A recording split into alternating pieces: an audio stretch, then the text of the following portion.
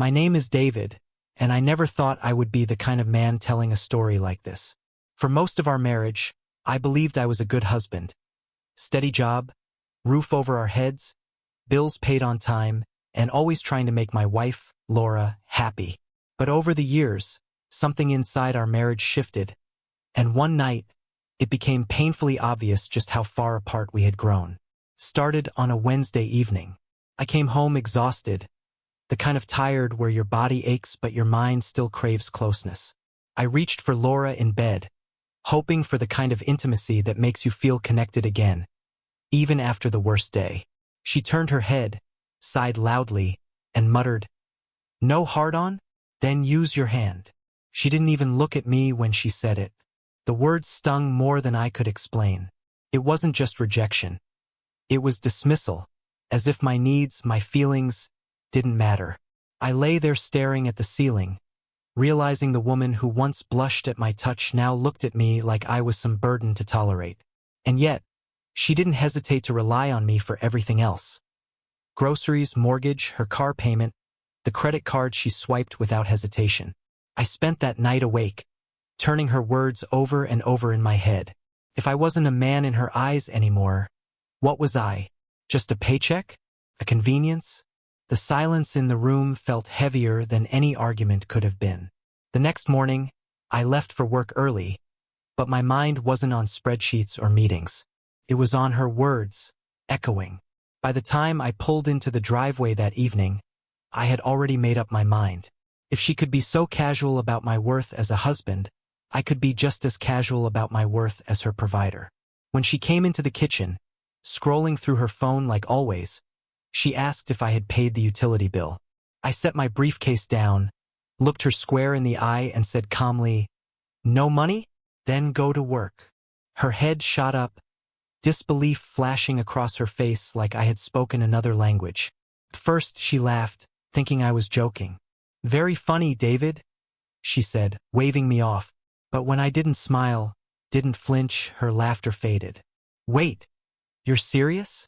I nodded. "As serious as you were last night." The silence that followed was deafening. She blinked, as if she couldn't process that I had dared to throw her own words back at her. For the first time in years, I saw her unsettled. She opened her mouth to argue, but no words came out. Inside, I felt something strange, clarity, maybe even power. Not anger, not spite, but the realization that respect has to go both ways, and I was done being the only one trying. Laura's face went pale. She slammed her phone down on the counter and snapped, "You can't just say something like that. You're my husband. You're supposed to provide." I raised an eyebrow. "And you're my wife. You're supposed to be my partner, not someone who tosses insults when I reach for you." Her jaw tightened. "It's not the same thing." "Oh, it's exactly the same thing," I replied. "You want to pick and choose what marriage means when it suits you. You want the benefits, but not the responsibilities. I won't play along anymore." She sputtered, trying to form a comeback, but I walked past her, pulled open the kitchen drawer, and dropped her credit card on the counter. "From now on, you pay your share. You want independence in the bedroom? You can have it in the bank account too." Her eyes widened. "You can't do this to me, David. I don't even have a job right now." "Not my problem," I said flatly. "It's amazing how quickly you dismiss me when it's about my needs, but suddenly I'm essential when it's about yours." The argument carried into the evening. She shouted, threatened, even cried at one point. She accused me of being cruel, of not loving her anymore. But what struck me most was that not once did she apologize for the way she spoke to me the night before. Not once did she show an ounce of regret. To her, intimacy was optional, but my money was mandatory. The days that followed were tense.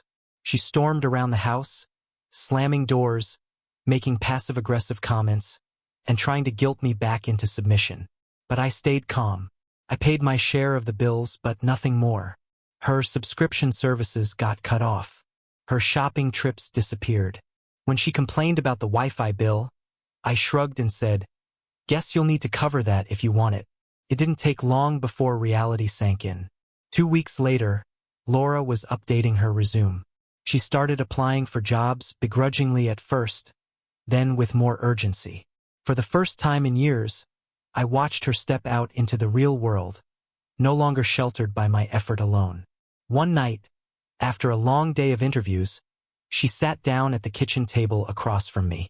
For once, she didn't look angry. She looked tired, maybe even humbled. "I didn't realize how much I took for granted," she admitted quietly. "I thought what I said that night was just a joke, but I see now how much it hurt you." I leaned back, studying her. "Respect isn't a joke, Laura. You crossed a line. And if this marriage is going to survive, it has to be built on more than convenience, for both of us." She nodded slowly, eyes downcast. I know. Whether she truly meant it or not, I couldn't say. But for the first time in a long time, I wasn't the one begging for scraps of affection or understanding. I had drawn a line, and she finally saw it. The lesson was clear. Marriage isn't a one-way street.